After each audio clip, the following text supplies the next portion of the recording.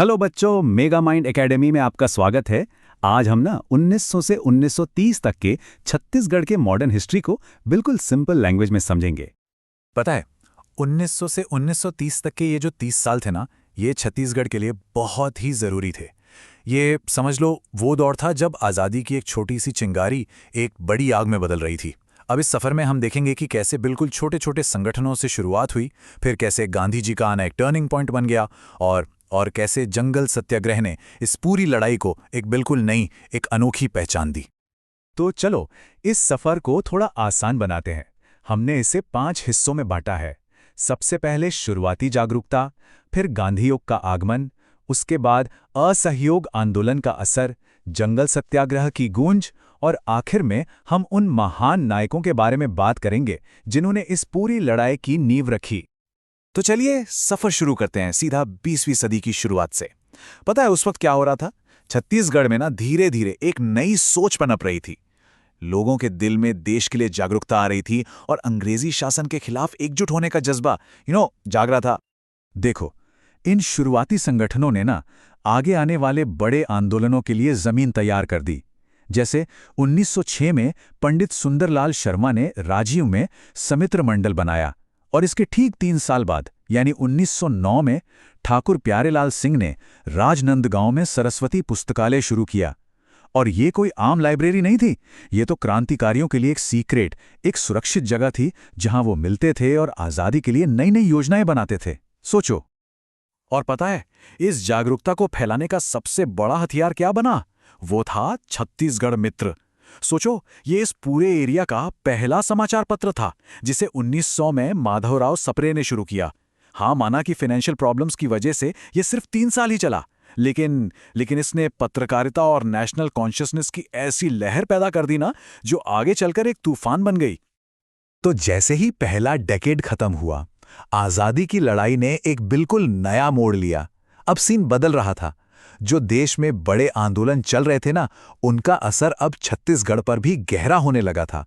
और यही वो टाइम था जब महात्मा गांधी की सोच ने यहाँ के फ्रीडम स्ट्रगल को एक नई, एकदम हिस्टोरिक दिशा दी।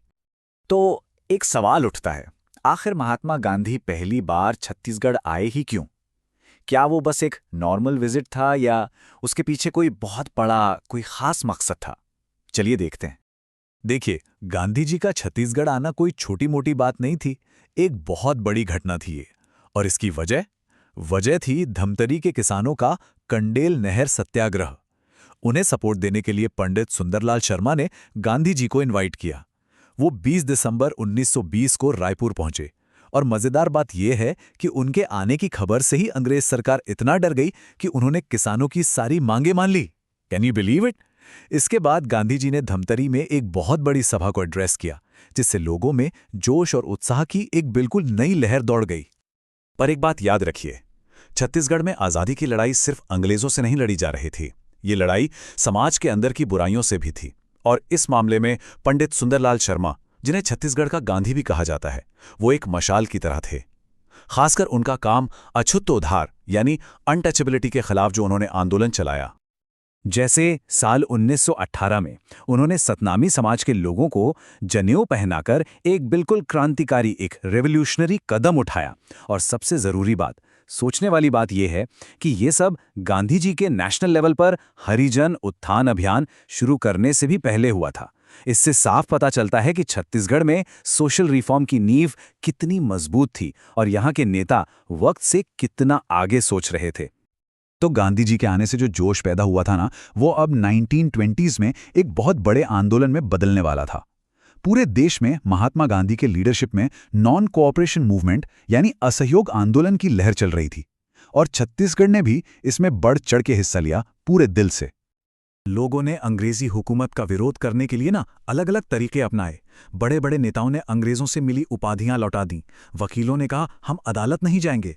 स्टूडेंट्स ने सरकारी स्कूलों का बॉयकॉट कर दिया और गली गली में स्वदेशी और खादी का प्रचार जोर शोर से शुरू हो गया। और इस विरोध में कुछ नेता सबसे आगे थे, जैसे वामन राव लाखे। उन्होंने राय साहिब की उपाधि त्याग दी, तो जनता ने उन्हें इतना प्यार दिया कि उन्हें लोकप्रिया की उपाधि दे दी। कितनी बड़ी बात है। बिल्कुल उन्हीं की तरह काजी शमशेर खान और नागेंद्रनाथ दे जैसे नेताओं ने भी अपनी उपाधियां लौटाकर अंग्रेजी शासन को एक साफ संदेश दे दिया। पर सुनो, ये लड़ाई सिर्फ सड़कों पर नहीं थी, ये कलम से भी लड़ी जा रही थी। महान कवि माखनलाल चतुर्वेदी को 1921 में बिलासपुर में एक जोशीले भाषण के लिए गिरफ्तार कर लिया गया और बिलासपुर जेल में ही उन्होंने अपनी वो अमर कविता लिखी, पुष्प की अभिलाषा, जिसकी ये पंक्तियां आज भी हमारे अंदर देशभक्ति की आग जगा देती हैं। अब देखो, असहयोग आंदोलन के साथ साथ छत्तीसगढ़ में एक और बिल्कुल अनोखा संघर्ष शुरू हुआ, जंगल सत्याग्रह। यहाँ के आदिवासियों और किसानों के लिए ना जंगल सिर्फ एक जमीन का टुकड़ा नहीं था, वो उनकी जिंदगी था, उनकी पहचान था। और जब अंग्रेजों के कठोर वन कानूनों ने उनसे ये हक छीन लिया तो उन्होंने सत्याग्रह का रास्ता चुना। दो प्रमुख जंगल सत्याग्रह हैं जो इस दौर के बदलाव को साफ दिखाते हैं। एक है 1922 का सिहावा नागरी सत्याग्रह। ये असहयोग आंदोलन से इंस्पायर्ड था, छत्तीसगढ़ का पहला जंगल सत्याग्रह था और काफी शांतिपूर्ण रहा। लेकिन 1930 तक आते आते रुद्री नवा गांव में आंदोलन और ज्यादा उग्र हो गया। वहां पुलिस ने गोलियां तक चलाई, जिसमें सिंधु और रल्लू नाम के आंदोलनकारी शहीद हो गए। तो इतना बड़ा संघर्ष, इसके पीछे कुछ ऐसे नेता थे जिन्होंने लोगों को एकजुट किया, उनका मार्गदर्शन किया। चलिए अब हम इन्हीं मुख्य नायकों, इस कहानी के हीरोज के योगदान को देखते हैं। और इनमें से एक बहुत बड़ा नाम है ठाकुर प्यारेलाल सिंह का। उन्हें खासकर मजदूरों और स्टूडेंट्स के नेता के रूप में जाना जाता है। कहते हैं उन्होंने ही छत्तीसगढ़ में श्रमिक आंदोलन यानी वर्कर्स मूवमेंट की नींव रखी। उनका कंट्रीब्यूशन अनमोल है। सोचो, उन्होंने सरस्वती पुस्तकालय से ज्ञान की ज्योति जलाई। जब असहयोग आंदोलन शुरू हुआ तो अपनी वकालत छोड़ दी। लेकिन उनका जो सबसे बड़ा काम माना जाता है वो था राजनंदगांव के बीएनसी मिल के मजदूरों को उनके हक के लिए एकजुट करना। और पता है, उनके इसी काम की वजह से उन्हें छत्तीसगढ़ में सहकारिता आंदोलन का जनक यानी father of the cooperative movement भी कहा जाता है। उनके लीडरशिप में बीएनसी मिल में 3 बड़ी हड़तालें हुईं। जो 1920 की हड़ताल थी ना, वो पूरे 37 दिनों तक चली थी। सोच सकते हैं, ये हड़तालें सिर्फ छुट्टी या सैलरी के लिए नहीं थी, बल्कि ये मजदूरों के अधिकारों की लड़ाई में एक मील का पत्थर साबित हुई। इस पूरे आंदोलन की एक बहुत ही इंटरेस्टिंग बात थी इसकी लीडरशिप। पता है, छत्तीसगढ़ के प्रमुख नेताओं को 5 पांडव की उपाधि दी गई थी। इसमें युधिष्ठिर के रूप में वामन राव लाखे थे, तो अर्जुन की भूमिका में थे ठाकुर प्यारेलाल सिंह। ये सिर्फ नाम नहीं थे, बल्कि ये एकजुट लीडरशिप का एक बहुत शक्तिशाली सिंबल था। तो कुल मिलाकर हम क्या समझें? यही कि 1900 से 1930 के बीच छत्तीसगढ़ में आज़ादी की लड़ाई किसी एक रास्ते पर नहीं चली। इसमें पॉलिटिकल मूवमेंट्स थे, आदिवासी विद्रोह थे, सोशल रिफॉर्म्स थे, किसान आंदोलन और मजदूर हड़तालें भी थीं। सभी का योगदान था। ये एक कलेक्टिव एफर्ट था जिसने इस पूरे एरिया की तकदीर ही बदल कर रख दी। तो चलिए इस पूरे विश्लेषण को एक सवाल के साथ खत्म करते हैं। ये जो 30 साल का संघर्ष था, ये बलिदान, ये जागरूकता, इन सब ने मिलकर छत्तीसगढ़ की आज की पहचान को आखिर कैसे शेप किया है, इस पर जरूर सोचना। तो बच्चों, मिलते हैं नेक्स्ट वीडियो में। और हाँ, अगर ये जानकारी पसंद आई हो तो लाइक, कमेंट, शेयर करना और मेगा माइंड एकेडमी को सब्सक्राइब करना बिल्कुल मत भूलना।